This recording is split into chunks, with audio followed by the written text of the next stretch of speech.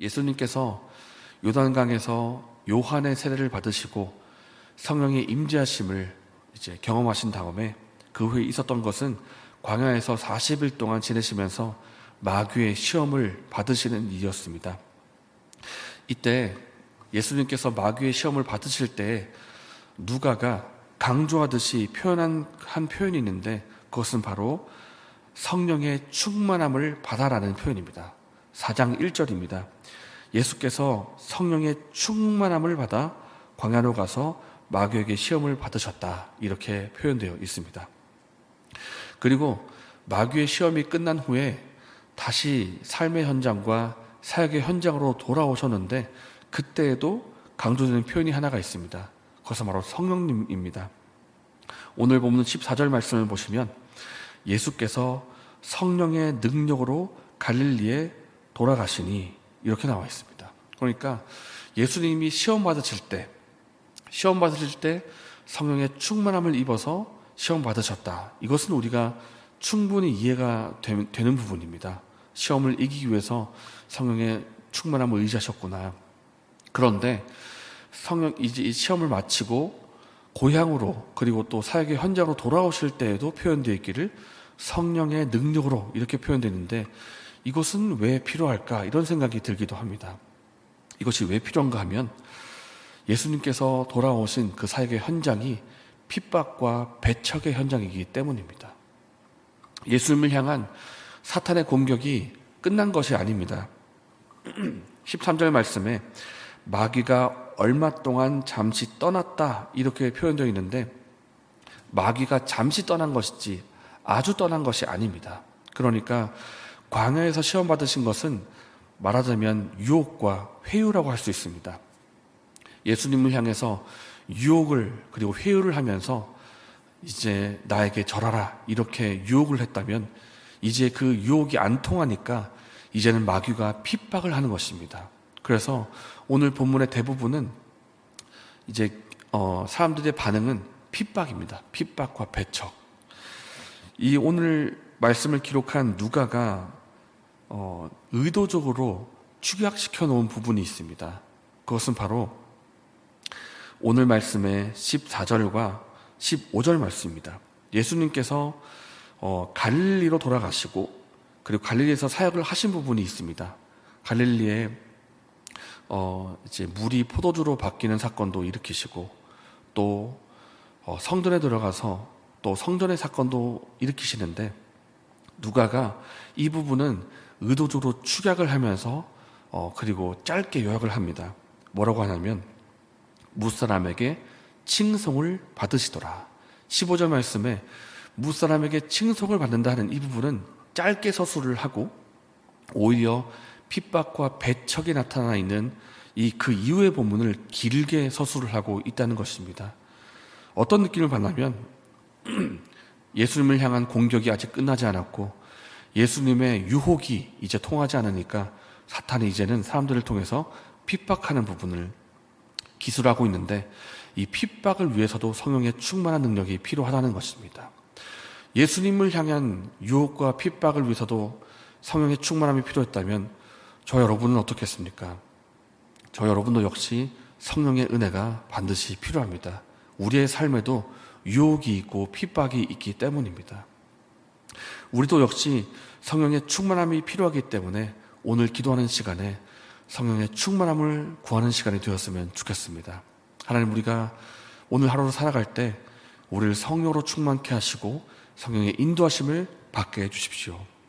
오늘 우리의 삶에 찾아오는 유혹을 이기게 하시고 핍박과 또 우리를 향한 공격을 이길 수 있는 우리가 되게 해주십시오. 이렇게 기도할 수 있는 저 여러분 되시기를 바랍니다. 그렇다면 예수님은 오늘 본문에서 어떤 핍박과 공격을 받으셨는가?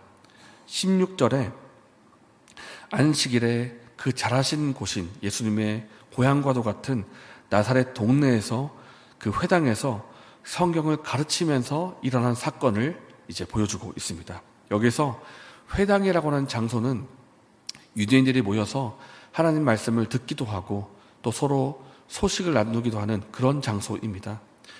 과거에 이스라엘 백성들이 바벨론의 침략을 받고 망했을 때 성전이 다 파괴되고 백성들이 포로로 끌려갔을 그때 예배를 드리고 싶은데 성전이 없으니까 어떻게 했냐면 회당으로 모였습니다.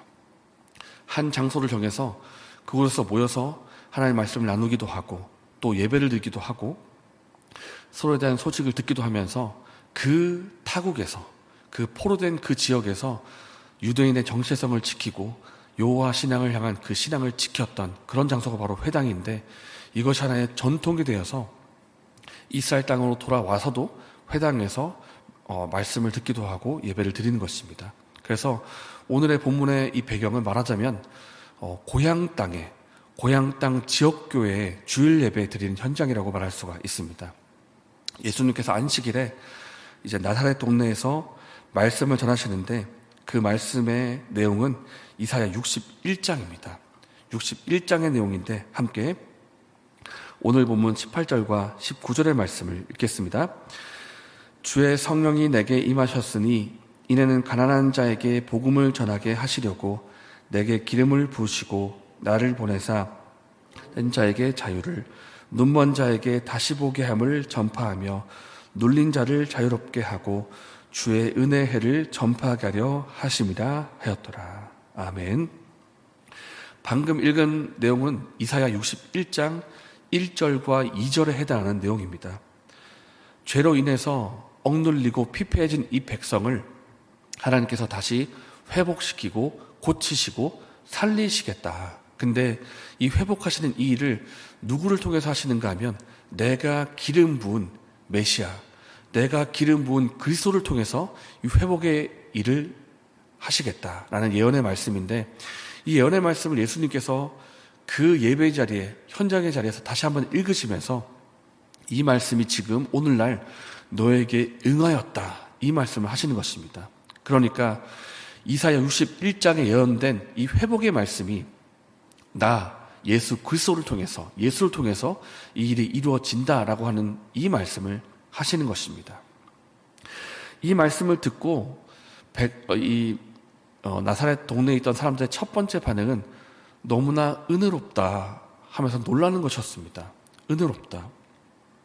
22절 말씀에 그들이 다 그를 증언하고 그 입으로 나오는 바 은혜로운 말을 놀랍게 여겨 이르되, 이렇게 표현합니다. 야, 정말 이 랍비, 우리 앞에 서 있는 예수라고 하는 자가 말하는 이 말씀이 참 은혜롭다. 이렇게 은혜로운 말씀이 있냐, 이렇게 듣고 참 놀라는데, 그런데 이 반응이 오래 가지를 않습니다. 은혜로운 말씀에 대한 놀라움이 오래 가지를 않고 곧 어떻게 바뀌는가 하면 거부와 배척으로 바뀝니다. 왜냐하면 말씀은 참 은혜로운데 말씀을 전하는 이 예수라는 인물을 다시 한번 보니까 내가 알던 사람이었다라는 것입니다. 내가 알던 사람이고, 그리고 내가 가지고 있던 예수님에 대한 고정관념과 그리고 내가 가지고 있던 이 생각 때문에, 편견 때문에 말씀이 제한을 받게 되는 것입니다. 사람들이 말합니다. 야, 말씀 참 은혜롭다. 그런데 이 말을 전하고 있는 저 예수라는 사람 가만 보니까 우리 동네 사람 아니냐? 내가 예수가 어릴 때부터 자랐던 것을 내가 봐왔는데, 기저귀 찰 때부터 그 요셉이라는 목수의 아들로 자랐던 것을 내가 봐왔는데, 이 사람 별 볼 일 없는 사람 아니냐? 이 사람에게서 무슨 은혜로운 말씀을 내가 듣냐? 그리고 이 사람이 무슨 메시아냐? 그리스도냐? 이렇게 하면서 내가 아는데, 내가 이 사람을 잘 아는데, 이러면서 그 내가 안다는 그 생각 때문에 말씀이 제한을 받고 하나님의 은혜를 받지 못하게 되는 것입니다. 그래서 예수님께서 그들의 고정관념에 대해서 말씀하십니다. 선지자가 고향에서 환영을 받지 못한다. 그러니까 이 선지자가 과거에 자라왔던 환경을 내가 어린 시절부터 내가 봐왔기 때문에, 내가 안다라는 그 생각 때문에 선지자가 환영을 받지 못하고 선지자가 전하는 그 메시지도 받지를 못하는 이 일에 대해서 예수님이 그 당시에 속담을 통해서 말씀하시니까 이제 완전 열받아가지고 그냥 낭떠러지로 끌고 갑니다, 예수님을. 그리고 낭떠러지에서 떨어뜨리려고 하는데, 말하자면 말씀도 거부하고 말씀을 전했던 그 예수님까지도 죽이려고 했던 것입니다. 이것이 말하자면 이것입니다. 내가 안다. 내가 말씀을 알고 내가 하나님의 사역을 아는데 메시아는 그런 인물이 아니야. 방금 이사야 말씀처럼 포로된 자에게 자유를 준다고? 그렇다면 오늘날 그리스도가 우리 로마의 압제에서 구원해줘야 되는 거 아니냐.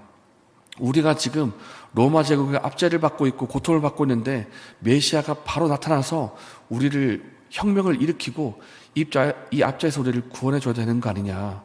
이렇게 내 생각에는 내가 그 말씀을 아는데 내가 하나님 사역을 아는데 라고 하는 그 아는데 때문에 하나님의 은혜를 받지 못하는 일이 일어날 수가 있다는 것입니다. 혹 저와 여러분에게 이런 모습이 있지는 않은지 한번 돌아보면 좋겠습니다. 내가 아는데, 내가 해봐서 아는데 라고 하면서 하나님 말씀에 대해서 내가 아는 지식을 자꾸 내세우고 하나님이 하시는 사역에 대해서도 내가 경험해봤던 그 경험을 자꾸 드러내면서 하나님이 오늘날 새롭게 하실 수가 있는 하나님의 사역을 내 생각 때문에 제한할 수가 있다는 것입니다. 내가 해봐서 아는데, 내가 경험해서 아는데, 내가 겪어봐서 아는데 라고 하면서 하나님 말씀에 대해서 하나님이 하시는 사역에 대해서 자꾸 제한을 가한다라는 것입니다. 그래서 우리에게 필요한 자세는 늘 겸손한 마음입니다. 물론 내가 말씀을 들었기 때문에 내가 겪어봤기 때문에 하나님 말씀에 대해서 하나님의 사역에 대해서 아는 바가 분명히 있을 것입니다. 그러나 내가 겪어봐서 안다라고 하는 것과 내가 다 알고 있다라는 것은 분명히 다른 일입니다. 우리는 내가 다 알고 있다 이런 말은 하지 말아야 됩니다. 우리는 늘 겸손한 마음으로 하나님께서 오늘날 새로운 일을 하실 수가 있고 내가 겪어봤던 경험을 뛰어넘는 놀라운 일을 하실 수가 있다는 그 열린 자세를 우리가 가져야 될 것입니다. 늘 겸손한 마음으로 하나님께서 오늘 하시는 일에 대해서 겸손한 마음으로 주님의 뜻을 받드는 저 여러분 되시기를 예수님의 이름으로 축복합니다. 오늘 말씀을 가지고 두 가지를 기도하면 좋겠습니다. 첫 번째는 우리에게 성령의 충만함이 필요합니다. 예수께서 유혹과 핍박을 성령의 충만함을 통해서 이기셨던 것처럼 오늘날 우리가 살아갈 때에도 성령의 충만함을 허락하여 주시옵소서. 그리고 또한 우리에게 겸손한 마음을 달라고 기도합시다. 내 생각과 내 경험을 가지고 하나님의 뜻을 제한하지 않게 해주시고 겸손하게 오늘도 새로운 일을 하실 수 있음을 우리가 겸손한 마음으로 바꿔 주시옵소서. 이렇게 기도하시고 개인적인 제목으로 기도하신 후에 자유롭게 돌아가시겠습니다.